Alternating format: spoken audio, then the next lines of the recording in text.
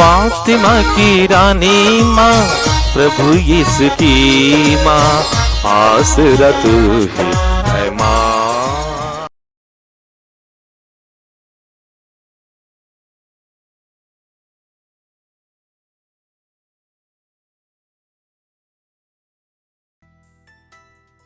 पहला पाठ नबी ईसायास का ग्रंथ, अध्याय 56, पद संख्याएं 1 से 3, 6 से 8 तक।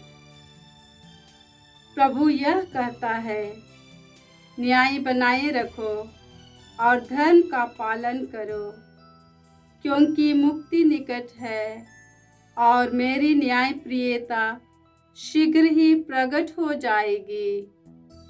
धन्य है वह मनुष्य जो धर्माचरण करता है और उसमें दृढ़ रहता है, जो विश्राम दिवस को अपवित्र नहीं करता और हर प्रकार का पाप छोड़ देता है।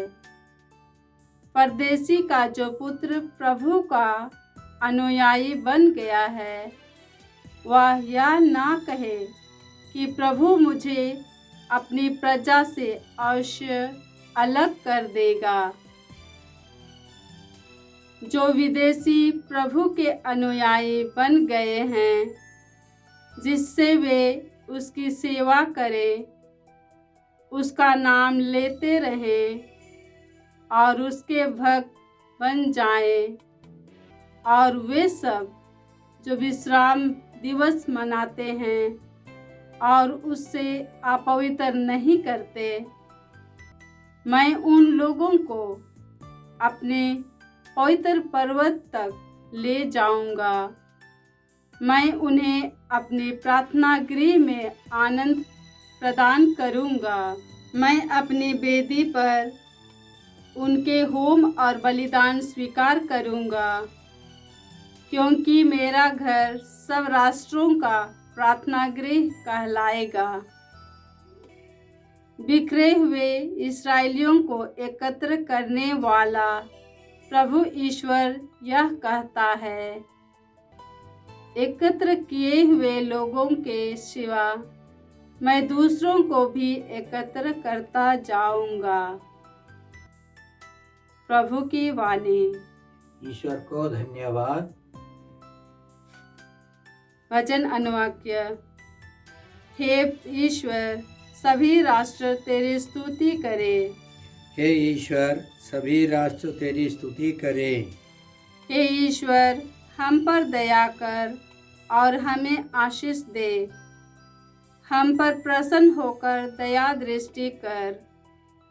पृथ्वी के निवासी तेरा मार्ग समझ ले। सभी राष्ट्र तेरा मुक्ति विधान जान जाए। अनुवाक्य। हे ईश्वर, सभी राष्ट्र तेरी स्तुति करें। हे ईश्वर, सभी राष्ट्र तेरी स्तुति करें।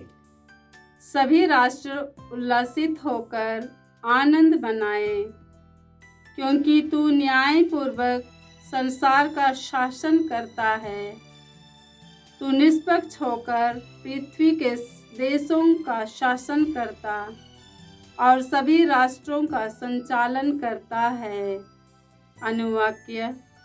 हे ईश्वर, सभी राष्ट्र तेरी स्तुति करें। हे ईश्वर, सभी राष्ट्र तेरी स्तुति करें। पृथ्वी ने फल उत्पन्न किया है, क्योंकि ईश्वर ने हमें आशीर्वाद दिया है। ईश्वर हमें आशीर्वाद प्रदान करता रहे और समस्त पृथ्वी उस पर श्रद्धा रखे। अनुवाक्य। हे ईश्वर, सभी राष्ट्र तेरी स्तुति करें। हे ईश्वर, सभी राष्ट्र तेरी स्तुति करें। जय घोष। हालेलुया।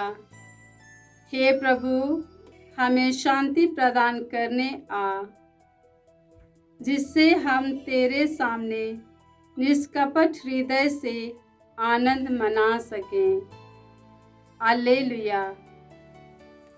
प्रभु आप लोगों के साथ हो और आपकी आत्मा के साथ। संत योहन के अनुसार पवित्र सुसमाचार। हे प्रभु तेरी महिमा हो। अध्याय 5 पद संख्याएं 33 से 36 तक। यीशु ने यहूदियों से कहा, तुम लोगों ने योहन से पूछवाया और उसने सत्य के संबंध में साक्ष्य दिया। मुझे किसी मनुष्य के साक्ष्य की आवश्यकता नहीं। मैं यह इसलिए कहता हूँ कि तुम लोग मुक्ति पा सको। योहन एक जलता और चमकता हुआ दीपक था। उसकी ज्योति में थोड़ी देर तक आनंद मनाना तुम लोगों को अच्छा लगा, परंतु मुझे जो साक्ष्य प्राप्त है वह योहन के साक्ष्य से भी महान है। पिता ने जो कार्य मुझे पूरा करने को सौंपे हैं, जो कार्य मैं करता हूँ वही मेरे विषय में यह साक्ष्य देते हैं कि मुझे पिता ने भेजा है। प्रभु का सुसमाचार। हे क्रिस्त तेरी स्तुति हो। जय यीशु क्रिस्त में प्रिय भाई और बहनों, आज का पहला पाठ नबी यशायाह के ग्रंथ अध्याय 56 से है। पद संख्याएं 1 से 3 और फिर 6 से 8 तक। इसमें दो मुख्य विषय है। पहले ईश्वर का कहना है, धन्य है वे जो पवित्र जीवन बिताते हैं। उनका कहना है, धन्य है वह मनुष्य जो धर्माचरण करता है और उसमें दृढ़ रहता है, जो विश्राम दिवस को अपवित्र नहीं करता और हर प्रकार का पाप छोड़ देता है। ईश्वर का कहना है, न्याय बनाए रखो, धर्म का पालन करो। इसलिए ईश्वर ने हमको मूसा के द्वारा 10 नियम दिए और प्रभु यीशु ने आकर उसका संशोधन करके सही तरीके से प्रभु ने हमको समझाया कि पूर्वजों से यह कहा गया है, लेकिन मैं तुमसे कहता हूँ ऐसे करो। चाहे व्यभिचार के बारे में, चाहे दूसरों को क्षमा करने के बारे में। संत मत्ती के सुसमाचार अध्याय 5, 6 और 7 में प्रभु यीशु ने ईश्वर की आज्ञाओं के बारे में सही तरीके से समझाया। हमको उसके अनुसार जीवन बिताना है। शिष्यों के पैर धोने के बाद यीशु ने कहा, मैं तुम लोगों को एक नई आज्ञा देता हूँ। यीशु की आज्ञाओं के अनुसार, उनकी इच्छा के अनुसार हमको जीवन बिताना है तो हम लोग धन्य होंगे। धन्य शब्द का मतलब है पवित्र। दूसरा एक मतलब है खुश। खुश है वे जो धर्माचरण करते हैं। इसके बारे में स्तोत्र 15 में हम लोग इस प्रकार पढ़ते हैं। स्तोत्र 15 पद संख्याएं 1 से। प्रभु, कौन तेरे शिविर में प्रवेश करेगा? कौन तेरे पवित्र पर्वत पर निवास कर सकेगा? वही जिसका आचरण निर्दोष है, जो सदा सत्कार्य करता है, जो हृदय से सत्य बोलता है और चुगली नहीं खाता, जो अपने भाई को नहीं ठगता और अपने पड़ोसी की निंदा नहीं करता, जो विधर्मी को तुच्छ समझता और प्रभु भक्तों का आदर करता है।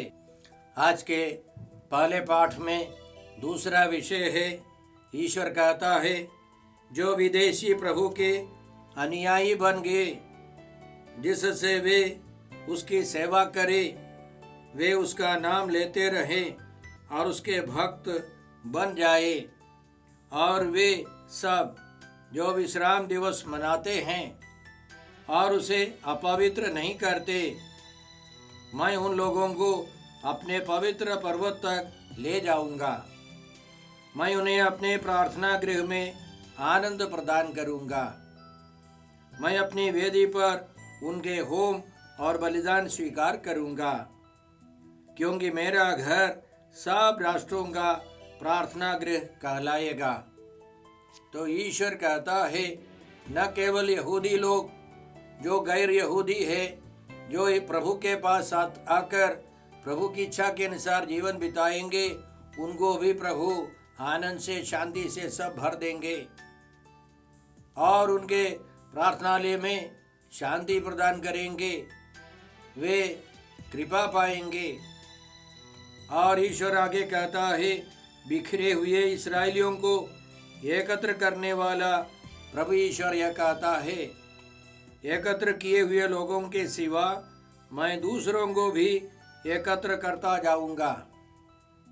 तो प्रभु चाहते हैं कि हम सब प्रभु के पास जाए, प्रभु में एक हो जाए। यीशु बोले, एक झुंड और एक गडेरिया होंगे। यीशु यह चाहते हैं कि सभी मनुष्य मुक्ति पाए। आज के सुसमाचार में प्रभु यीशु ने यहूदियों को समझाया, तुम लोगों ने यूहन्ना से पूछवाया और उसने सत्य के संबंध में साक्ष्य दिया। प्रभु यीशु के बारे में संत यूहन्ना ने साक्ष्य दिया था। इसी सुसमाचार के अध्याय 3 में हम लोग इसी प्रकार पढ़ते हैं, संत यूहन्ना ने यीशु के बारे में साक्ष्य दिया था, तुम लोग स्वयं साक्षी हो कि मैंने यह कहा, मैं मसीह नहीं हूँ, मैं तो उनका अग्रदूत हूँ। वधू वर की ही होती है, परंतु वर का मित्र जो साथ रहकर वर को सुनता है, उसकी वाणी पर आनंदित हो उठता है। मेरा आनंद ऐसा ही है और अब वह परिपूर्ण है। यह उचित है कि वे बढ़ते जाए और मैं घटता जाऊं। तो इसके पहले ही संत यूहन्ना ने साक्ष्य दिया था कि वे मसीह नहीं है, वे मात्र अग्रदूत हैं, यीशु के रास्ते को तैयार करने के लिए आए हैं। यीशु मुक्तिदाता हैं। इसके अलावा संत यूहन्ना से भिन्न है, महान है, वे ईश्वर के पुत्र हैं।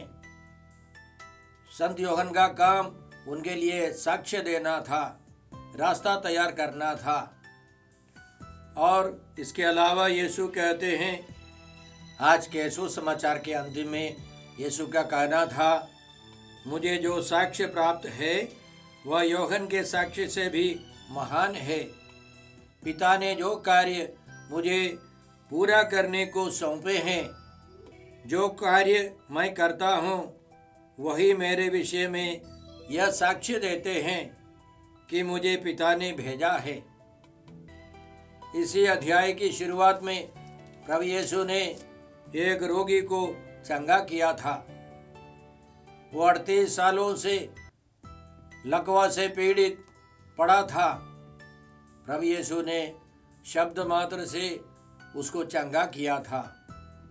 इसी तरह प्रभु यीशु ने बहुत सारे महान कार्य किए हैं, जिनके द्वारा हम समझ सकते हैं कि पिता ईश्वर ने यीशु को भेजा था। यीशु के कार्य उनके लिए साक्ष्य देते हैं कि यीशु पिता ईश्वर की ओर से आए हैं। संत यूहन्ना के सुसमाचार अध्याय 10 में प्रभु यीशु ने यहूदियों को समझाया, यदि मैं अपने पिता के कार्य नहीं करता तो मुझ पर विश्वास न करो, किंतु यदि मैं उन्हें करता हूँ तो मुझ पर विश्वास नहीं करने पर भी तुम कार्यों पर ही विश्वास करो, जिससे तुम यह जान जाओ और समझ लो कि पिता मुझ में है और मैं पिता में हूँ। प्रभु यीशु के कार्यों को देखकर हम समझ सकते हैं कि पिता ईश्वर ने यीशु को भेजा है। पिता ईश्वर यीशु में और यीशु पिता में है, उनके बीच में एक घनिष्ठ रिश्ता है।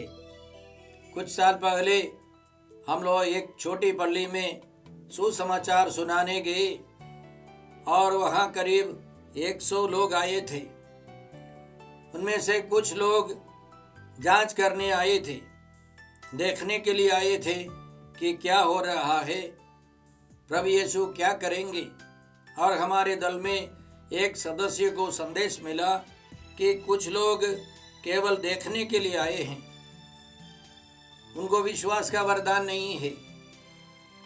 और हम लोगों ने यह संदेश सुनाया कि यीशु के कार्यों को देखकर आप लोग विश्वास कीजिए। और 2 घंटे के प्रवचन के बाद प्रभु यीशु के चिन्ह और चमत्कार के बारे में समझाने के बाद एक महिला दौड़कर आकर कहती है, मेरी बेटी चंगी हो गई है। उसका जन्म बेहोशी अवस्था में हुआ था और उसके दोनों हाथ इसी तरह बंद थे, अंगुलियां खुली नहीं थी, लेकिन अब खुल गई है। और कुछ ही क्षणों के बाद दूसरी महिला आकर कहती है, मेरी बेटी पोलियो ग्रसित थी, उसका बायां हाथ नहीं उठता था 9 साल से, अब उठता है। ये दोनों घटनाएं देखकर सुनकर जो लोग देखने के लिए आए वे सब रोने लगे। अन्य भक्त सब प्रभु यीशु की स्तुति करने लगे, जोर जोर से धन्यवाद देने लगे। और दूसरे दिन करीब 300 लोग जुट गए। उस चर्च में जगह नहीं थी तो पल्ली पुरोहित को बाहर कार्यक्रम चलाना पड़ा। तो हम लोग प्रभु यीशु में विश्वास रखें, भरोसा रखें, प्रभु को प्यार करें, ताकि हम ईश्वर की संतान का जीवन बिता सके, हम परिपूर्ण आनंद का अनुभव करें। तो आज के दोनों पाठों को हम मिलाकर देखते हैं तो हम कह सकते हैं, धन्य है वे जो प्रभु यीशु के नियमों के अनुसार जीवन बिताते हैं, प्रभु यीशु की आज्ञाओं का पालन करते हैं, वे खुश रहते हैं। हमें यह कृपा मिले। हे पिता ईश्वर, हे प्रभु यीशु, हे पवित्र आत्मा ईश्वर, आज के सारे वरदानों के लिए हम तुझे धन्यवाद देते हैं और तुझसे प्रार्थना करते हैं कि हम सब प्रभु यीशु के नियमों के अनुसार जीवन बिता सके और हमेशा धन्य रहे, आनंद का अनुभव करते रहे। हम यह प्रार्थना करते हैं प्रभु क्रिस्त के द्वारा।